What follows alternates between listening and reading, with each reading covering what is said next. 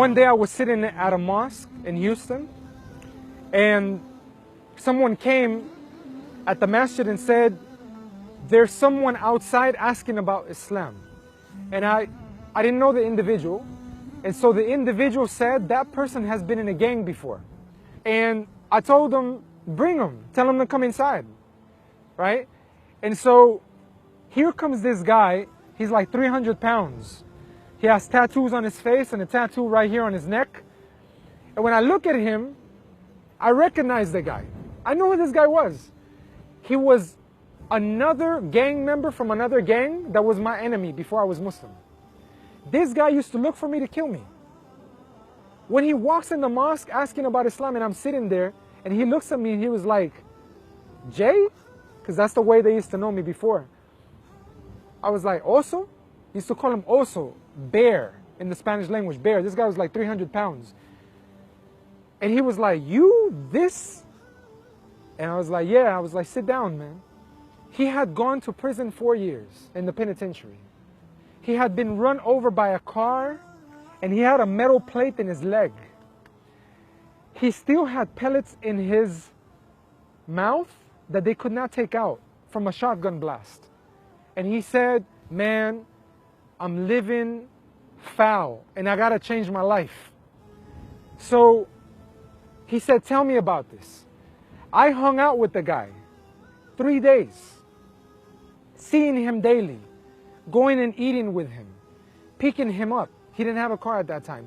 The house he was living in was a house, we call it a crack house here, a house they were selling drugs out of.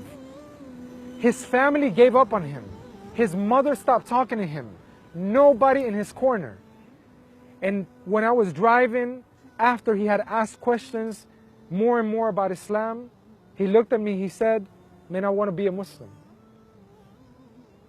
And I said, really? I pulled over in my car and I said, look, man, if you're going to be Muslim, you realize that if you were loyal before to your friends, right, and again, you got to be loyal to Allah. You don't play games. You change what you know you need to change, and you gain strength from Allah. And the way to accept Islam, and I explained the Shahada, is by bearing witness there's only one God and Muhammad is a messenger. Do you agree? He said yes. So I gave him the Shahada in my car. When we came back to our community, I gave a talk and I said, what would you do as a community, our Muslim community? If a guy comes in and he has a tattoo with guns and it's skeleton and he's tattooed and he's been in prison and the people are like, A'udhu Billah, you see? And I said, that's a problem. Because right here in our neighborhood where we grew up, those are the people that we should welcome to come to our mosque. Those are the people that are sick, and the mosque should be like a hospital where the sick people like this come. Not just the person who prays 5 times a day and mashallah, you know, they have no issue.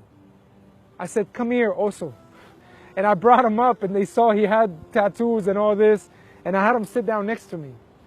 And I said, tell them how you came here. And when he began to speak and why he came there, people in the mosque began to cry.